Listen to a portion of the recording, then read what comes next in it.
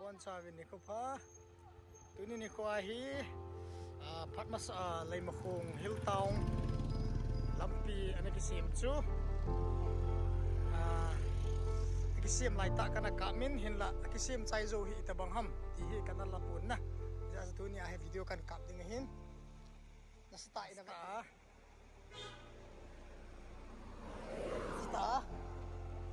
kain kap diu he tua hi kan hon diu tai hongono dunia dengan gatekeeper teni aja deh selain hi le get duty hoi nah si he guys masa nagi boy pi lampi sana si le lay makhung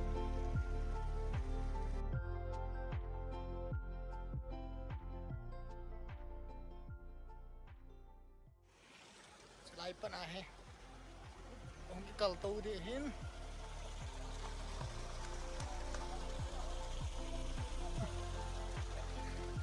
cabin light and night switch off signal hichi gari tol do sin het diu he oh poi a poi mo he na ting da lampi hichi dan he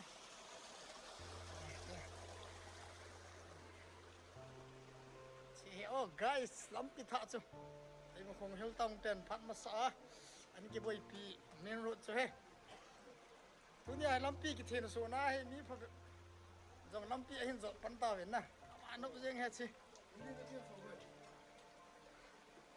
chi lampi tha chu he phat ma sa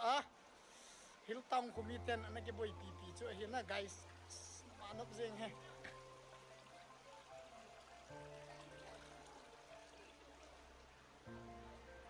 ai ko hele Christian Center Church lai ma kho si hin na lampi chu lai ge hin langwang kho phat chom hat zo la hong ki boi pi ke ding he tan na si oh guys lampi tha chu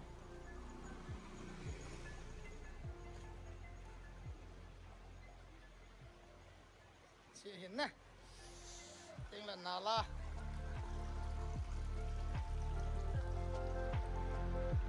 sila Mr. Lambu क्या बोल रहा है नया रास्ता में क्या बोल रहा है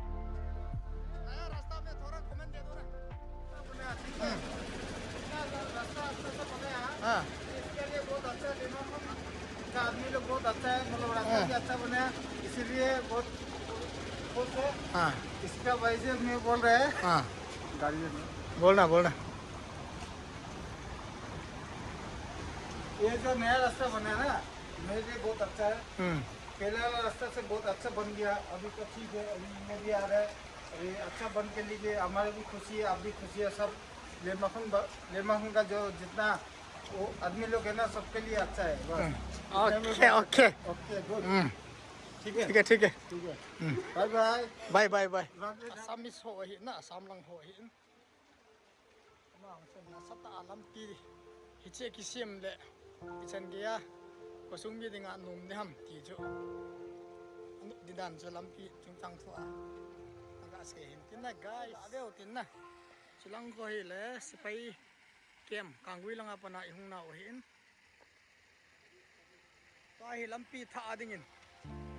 ari khat ong yin na kol la bai thu lo chilang hi kangui langa pana ihung leo chilai hi le ma khong hil taung jo to na hin te la chilang hi chi pai la chilang khu song pi ju na lang chu hin na chilai hi la beng kom lai ta che o yen chilai hi pate mi phabe min khusung duty get apo win kat hepa get duty ki bol lo na hi khusunga phat chum na nang mu do la chom chai yong la get duty ki po phat chum do na hi le khusunga ho bung sunga nu te pate chile chale na te ho du mi ko tu mi te lung mo thamu min a chol do ki ki po da hen lang hi le khusung mi te a ding in du au kai na khat jing ve duty ki po rin nu nào sẽ bằng phát sung mi te ati hin tung mo min za ni ma lam am ke sẽ là mi hi ma phalu khat to hu wa lu ding khat yong su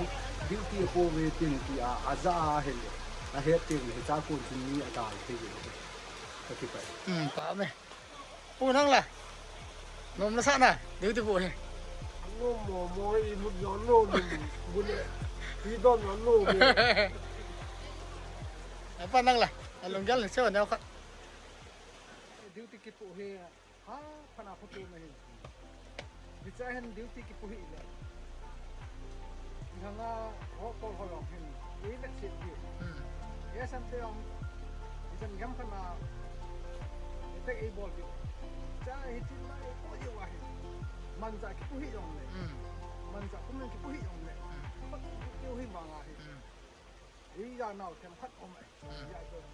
hi chi hi duty he phát om nan kom ni to he information pi a o anang la khat ga seo ta phải phải ta chú thế gì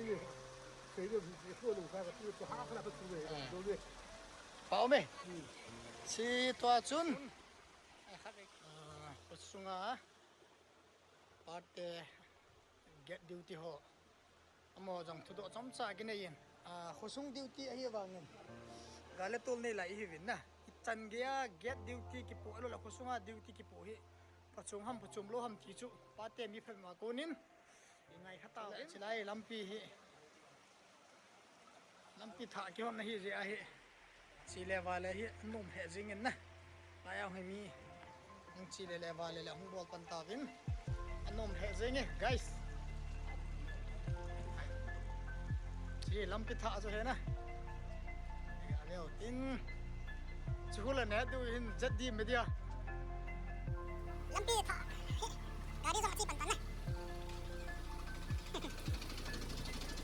guys da le lampi tha cha no he zeng sao ha sao le na nè lại he ai mà khô sung chơi na những cái pua zang omin apolo mi pagat om tayin lại kon time passin oli beng loy ting lại kerom kitchen loy om na it's like in office sila na do na guys samsam pa zdi media ma hi ai mà khô sung nom hon chu ipile video ong kisim chu chan chu hin tin abula pana achai na chan gei hin be ho zo se na chung che win ki pa thu ain se bon sa win bye bye